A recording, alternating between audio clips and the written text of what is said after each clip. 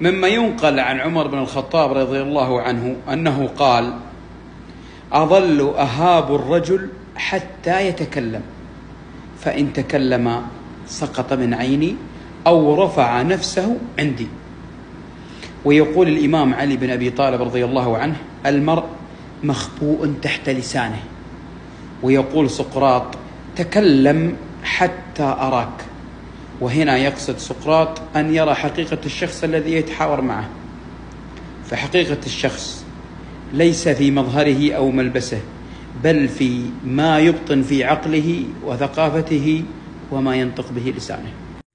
ويقول رشيد: يدلك على الرجال هرجله هرج، ويدلك على نيات قلبه حركاته. ومن أكثر الأشياء المنتشرة في هذه الزمان وتدل على جهل الشخص وقل ثقته في نفسه وضعف ثقته في من هم حواليه، من يكثرون المدح والتفاخر بأنفسهم وأنسابهم وحسبهم، وكأنه لم يخلق على وجه الأرض لهم، وكأنه ما حاز المجد والفخر لهم، وكأنه ما يجمل ولا يفعل الطيب لهم. افترى الله سبحانه وتعالى مثل ما قسم بين الناس العلم والمال والصحة وكثير من النعم، أيضا قسم الطيب، كل أخذ قسمه، كل ديرة فيها بناي وفيها هداء.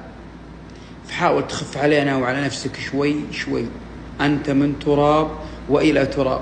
ومن الأشياء اللي مالك يد فيها ولم تختارها ولم تسعى لها ولم تكن سببا فيها هو نسبك وأمك وأبوك، والله ما هو أنت اللي اخترتهم.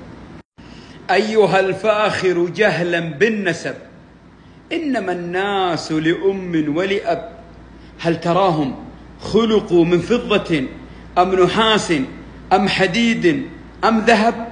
فترى فضلهم في خلقهم هل سوى لحم وعظم وعصب؟ إنما الفخر بعلم راجح وبأخلاق حسان وأدب.